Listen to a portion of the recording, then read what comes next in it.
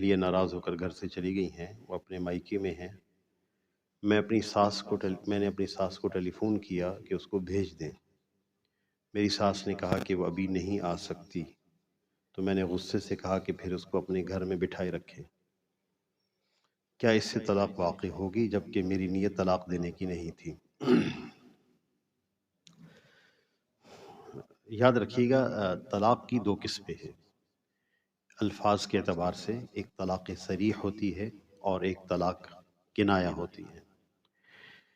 طلاق صریح اس طلاق کو کہتے ہیں جو صراحتاً انہی الفاظ سے دی جائے جن سے طلاق دی جاتی ہے۔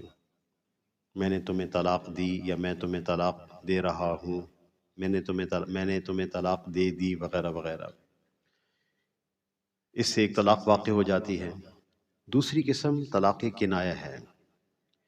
ایسے الفاظ بولے جائیں جو طلاق کے لیے تو وضع نہیں کیے جاتے، لیکن اس میں طلاق اور طلاق کے علاوہ دونوں معنوں کا احتمال ہو سکتا ہے۔ مثلا آدمی اپنی بیوی سے یوں کہہ دے کہ تو مجھ پہ حرام ہے، یا تو گھر سے دفع ہو جا، گھر سے چلی جا، یا میرا تعلق تجھ سے ختم ہو گیا ہے۔ اس طرح کے کئی الفاظ ہیں جن کا احاطہ نہیں کیا جا سکتا، بے شمار الفاظ ہیں۔ اس میں دیکھا جائے گا کہ طلاق دینے والے کی یہ الفاظ کہنے والی کی نیت کیا ہے۔ اگر اس کی نیت طلاق دینے کی ہے تو طلاق واقع ہوگی، اگر اس کی نیت طلاق دینے کی نہیں ہے تو طلاق واقع نہیں ہوگی۔ اسی طرح مجلس مذاکرہ طلاق ہے، یعنی بحث چل رہی ہے کہ طلاق دے دوں گا، یا وہ عورت طلاق مانگ رہی ہے، مجلس ایسی ہے۔ اس مجلس میں وہ انسان یوں کہہ دیتا ہے، وہ بندہ یوں کہہ دیتا ہے کہ جا دفع ہو جا، میرے گھر سے نکل جا، تو اس سے بھی طلاق کنایہ واقع ہو جائے گی۔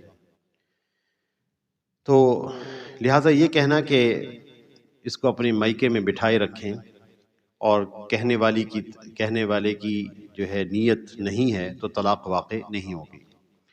طلاق کی جو کنایہ ہوتی ہے، یعنی آدمی یوں کہہ دے کہ تو مجھ پہ حرام ہے، یا تو میرے گھر سے دفع ہو جا، اور مقصد طلاق دینا ہی ہے، تو اور نیت طلاق دینے کی ہی ہے، تو طلاق کنایہ کی صورت میں طلاق بائنہ واقع ہوتی ہے۔ عورت مرد سے فوراً جدا ہو جاتی ہے اور دوبارہ سے از سر نو نکاح کرنا پڑتا ہے۔ اس کو طلاق بائنہ کہتے ہیں۔ وتصفو الحياة بنور هدى